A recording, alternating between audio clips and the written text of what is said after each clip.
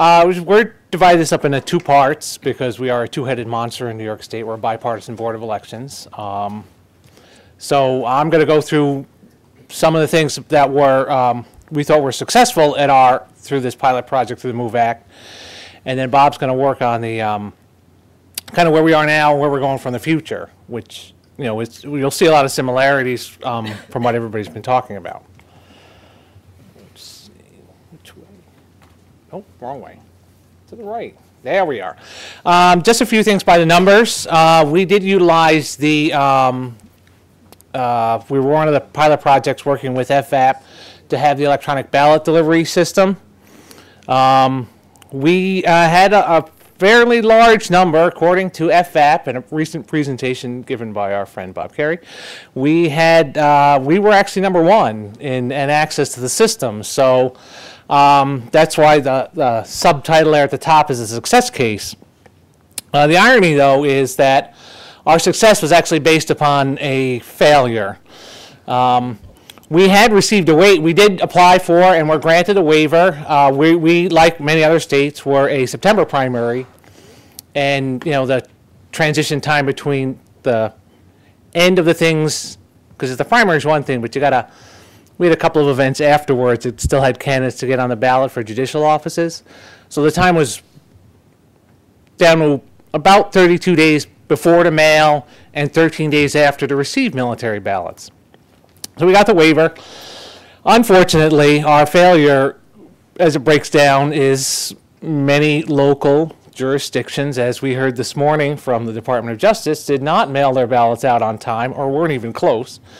So we were sued, but as part of that settlement, or part of the consent decree that came out of that, was an extension of time to receive ballots, which the Department of Justice highlighted, which was great.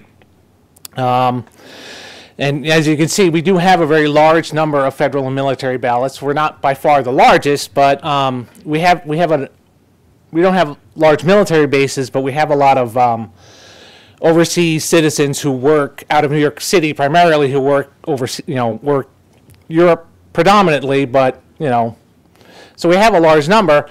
So part of the consent decree, which they didn't mention this morning, was, and I think this is the reason for our success in getting people to get the ballots back, was that we basically engaged in a worldwide media campaign to tell people, oh, you can mail your ballots back. We put print ads in all of the major military papers throughout the entire world in every section. We did a YouTube video. We did public service announcements that were broadcast throughout the state. It's basically a voiceover with, it's very simple graphics, which we put together in a couple days, using our convenient federal funds to pay for that, of course. So I think that's what really helped. Our success was based on our failure to do that. Without being pushed to do that, I don't know that we would have been as successful. Just a few other numbers. Much like Texas, although not quite as large, we are a county-based system with a lot of small local jurisdictions, and that have their own local ballots that they have to produce jointly with the federal ballots. So that means you have a very large number of ballot styles that actually have to be produced and available for all the voters, because you couldn't just set up ballots for voters you thought were going to have, because a military voter has access to the full ballot, which means all the local offices, so you have to have all of those ballot styles available. We did set up the tracking component. Not quite as successful. A lot of voters didn't access that, although a lot of voters were able to. We did do a part of the project with our partnership. We worked with CITL and OVF, was to do a post-survey for the people who utilize the electronic system, and as you can see, a large number of them reported that they actually liked the secure ballot system. It wasn't email, it was downloadable off of a website. So now I'm going to turn it over to Bob.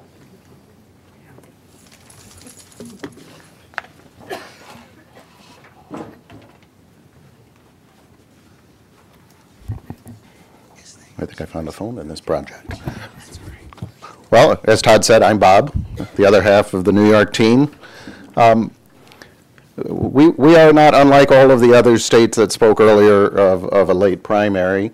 Coming into our thinking into how to design a solution, we participated in the federal voting assistance program project to try and take advantage of the wizard that they were proposing. We knew, both, well, we learned how difficult the federal procurement is, meeting a time deadline. We already knew how difficult it was to meet a state procurement. And surprisingly enough for us in 2010, we put together both an interim federal procurement for the development of the wizard and a state procurement to pick up the other half of the MOVE compliance, which was to be able to track the ballots. And we succeeded by selecting CITL to deal with that portion, and CITL subcontracted with OVF for the front-facing portion of our program. So that was our interim solution. We knew it never would do everything we wanted because there wasn't enough time to touch all of the contracts. So that was our 2010 approach. Our 2011 approach is a little bit different, and that's where we are looking to integrate the tools into the business plans that the county boards of election utilize when they receive that application, so that they can integrate the ability to touch that application once, put in place the approval process for that voter, and that all of the other subsequent details would at least be automated for them, or at least streamlined, so that they didn't have to add a very labor-intensive process during that period of time of ballot delivery where they were already overwhelmed and didn't have enough resources. That being said, one of these buttons, that's the front-facing portion that the voters will see on the right, and the county tracking system on the left. Each county could see their own success and have access to their own county information, who the voters were, what the responses were, what the email messages were, and at the state level, we could track the activity at the state level. And I think we all watched it, especially those of us who knew that we missed the deadline, because we also heard from everybody at that point. I think everybody heard from everybody at that point, hourly. But really, what we learned was the tool was very helpful for dealing with that crisis.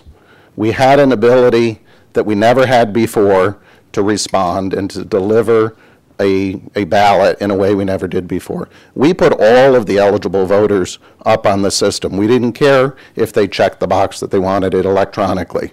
We mailed those, and we put them all had access to be able to download. As Todd had mentioned, part of our compliance, we went beyond sending out an email message to those voters that requested it electronically to those voters that we had an email address for. That wasn't our suggestion alone. It was recommended by FAP and strongly encouraged by the Department of Justice. So we complied. So over 30,000 email messages were sent out. Some of those bounced back as being not current, but the majority of them reached their target. And we did hear back from some of those voters that said, well, I did receive my ballot by mail. Do I really have to go and download one? No. But it allowed a level of communication between our frontline administrators and the voters as a solution. When whatever happened in the world, they weren't receiving their ballot. They could update the system, they could plug in that name, they could link that voter and tell them, it's ready, go get it. So it was very helpful. Lessons learned. Well, the tool was very helpful, gave us a resource that we didn't have. We appreciated participating in the program. What we also learned was when we created our statewide voter registration list, there was very little data in that system because we didn't have a need to track absentee voters at the state level. It's all administered at the local level. That created a challenge for us in designing an interim solution. We had no way, a very limited way, to help. We found a creative solution, and that allowed us at least to put all the voter records out there, but we had no way of tracking electronically who wanted it by email or even their email address. We had to come up with a solution. The other lesson learned, Don't be a target. Mail your ballots out on time. The Department of Justice will sue you.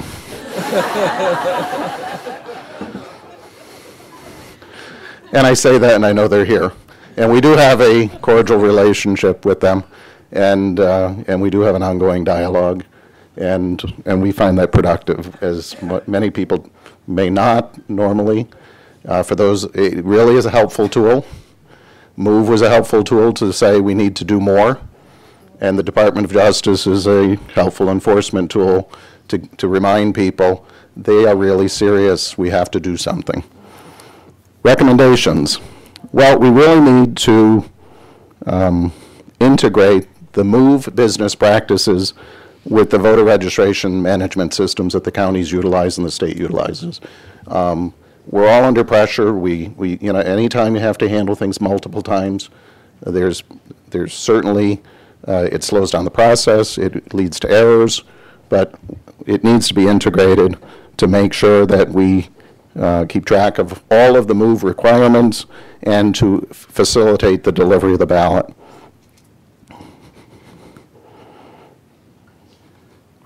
One of the other items that we did notice was both our vendor and FAP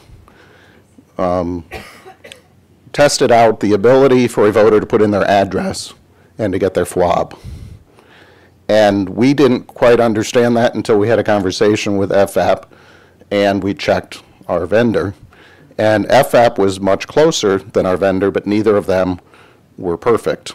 FAP, we didn't know we needed to tell them the candidates in our special election for Congress that happened on the same day that the regular election happened, so they weren't up to date. And that taught us that we need to put business plans together between our agency and their agency so that record is updated.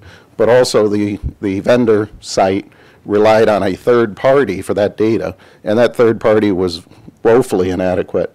From our perspective, we worked on it, we corrected it really quickly, but we didn't know to go look there. But we learned that that was something we need to put in a plan to deal with that, because we were leaving off critical data that really wasn't helpful. And as Todd mentioned, if you do a worldwide media campaign, it certainly helps a lot. We did reach out to a lot of people. We heard from a lot of people. We also are a state that uses the 2-election cycle. Unfortunately, I think our counties aren't doing the list maintenance that they're supposed to do in the off-season. I think that would help us to keep the 2-election cycle, but also reach out more often to make sure we keep up-to-date information on the public, and then the outreach to the community that says, here's a tool, it's integrated, you can rely on it, so keep updating your information with us. Thank you. Thank you, Bob.